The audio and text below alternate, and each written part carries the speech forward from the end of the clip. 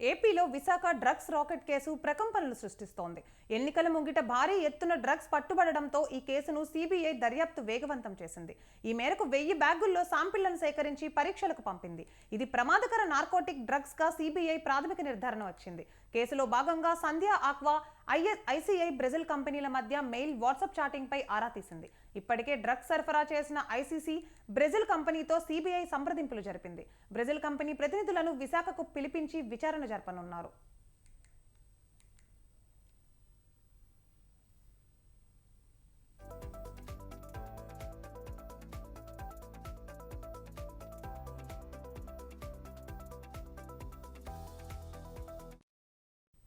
మత్తు పదార్థాల నిర్ధారణ కోసం నార్కోటిక్స్ బ్యూరోను సైతం రంగంలోకి దించింది సీబీఐ. కాకినాడ జిల్లా కొత్తపల్లి మండలం మూలపేటలో ఉన్న సంధ్య ఆక్వా ఎక్స్పోర్ట్స్ పరిశ్రమలో సీబీఐ సోదాలు ముగిశాయి. 7 సీబీఐ అధికారుల బృందం వివిధ భాగాల్లో 3 రోజులుగా తనిఖీలు నిర్వహించింది. ఇప్పటికే పరిశ్రమలో పనిచేస్తున్న సిబ్బంది, కూలీల నుంచి వివరాలు సేకరించి ఆపరేషన్ గరుడాలో భాగంగా సీబీఐ దాదాపు 25,000 కేజీల డ్రై ఈస్ట్ ను స్వాధీనం చేసుకుని వరుసగా 3వ రోజు విస్తృత విచారణను కొనసాగించింది. కంటైనర్ బుక్ చేసిన సంధ్య ఆక్వా ఎక్స్పోర్ట్ ఉన్నత స్థాయి సిబ్బందిపై చర్యలకు సిద్ధమవుతోంది. ఢిల్లీ నుంచి వచ్చిన సీబీఐ బృందం లోతైన దర్యాప్తు కొనసాగిస్తోంది. అంతర్జాతీయ డ్రగ్ నెట్వర్క్ లింకులపైన ఆరా తీసింది.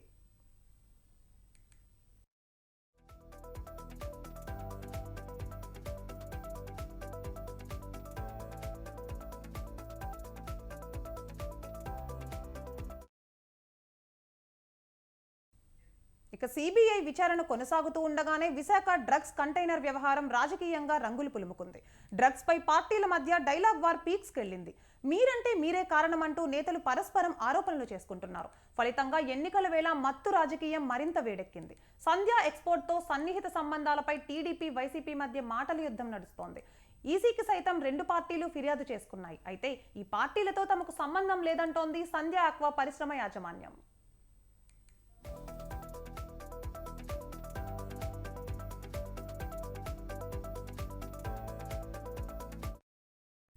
ఇక విశాఖ డ్రగ్స్ కేసులో నిందితులుగా ఉన్నది వైసీపీ నాయకులే అని ఆరోపించారు టీడీపీ అధినేత చంద్రబాబు.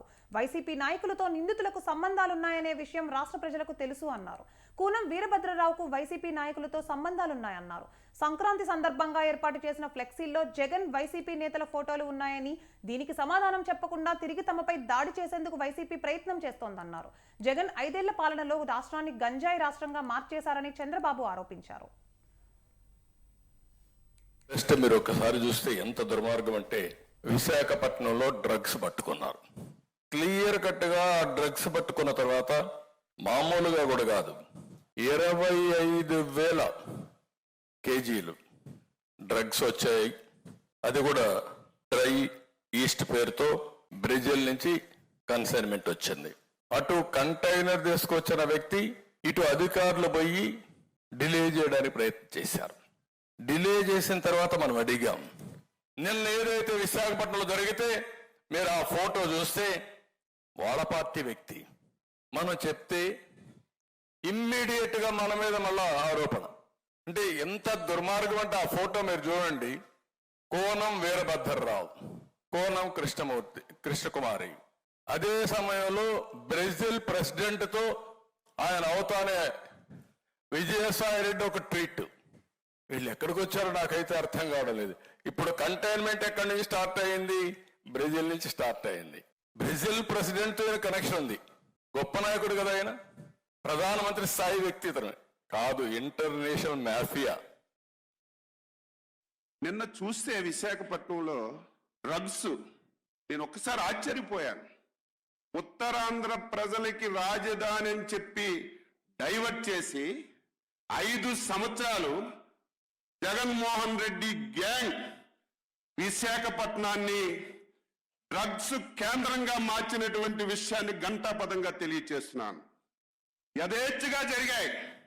అధికారం ఉంది, పోలీసుల సహకారం, వాళ్ళ నాయకుల సహకారం, అందరి సహకారంతో రాజధాని అని చెప్పి మనకు మభ్యపెట్టి డ్రగ్స్ వ్యాపారాన్ని విశాఖపట్నంలో చేసుకున్నాడు. తీరా ఎలక్షన్ కోడ్ వచ్చింది. అధికారం ఎలక్షన్ కమిషన్లోకి వచ్చిన తర్వాత ప్రత్యేకమైనటువంటి నిఘా పెడితే నిన్న డ్రగ్స్ దొరికిన విషయాన్ని కూడా ఈ సందర్భంగా గుర్తు చేస్తున్నాను. దొరికితే ఎంత దారుణంగా అంటే దొంగే దొంగ దొంగ అన్నట్టుగా మనం చేసామట. మనకు పాత్ర ఉందట. సిగ్గు లజ్జ అసలు లేకుండా ఇష్టం వచ్చినట్టుగా మాట్లాడుతున్నారు. ఈ రకంగా వైసీపీ పార్టీ